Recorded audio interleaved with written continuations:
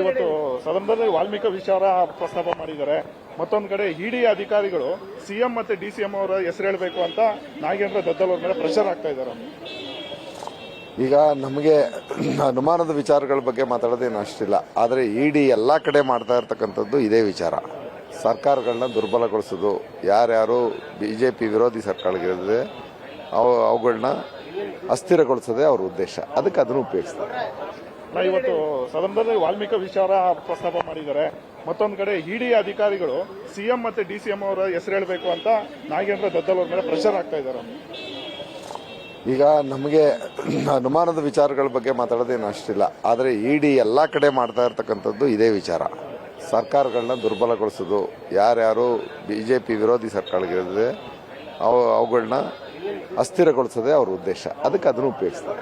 ಈಗ ನಮಗೆ ಅನುಮಾನದ ವಿಚಾರಗಳ ಬಗ್ಗೆ ಮಾತಾಡೋದೇನು ಅಷ್ಟಿಲ್ಲ. ಆದರೆ ಇಡಿ ಎಲ್ಲ ಕಡೆ ಮಾಡ್ತಾ ಇರ್ತಕ್ಕಂಥದ್ದು ಇದೇ ವಿಚಾರ. ಸರ್ಕಾರಗಳನ್ನ ದುರ್ಬಲಗೊಳಿಸೋದು, ಯಾರ್ಯಾರು ಬಿಜೆಪಿ ವಿರೋಧಿ ಸರ್ಕಾರಗಳಿದೆ ಅವುಗಳನ್ನ ಅಸ್ಥಿರಗೊಳಿಸೋದೇ ಅವ್ರ ಉದ್ದೇಶ. ಅದಕ್ಕೆ ಅದನ್ನು ಉಪಯೋಗಿಸ್ತಾರೆ.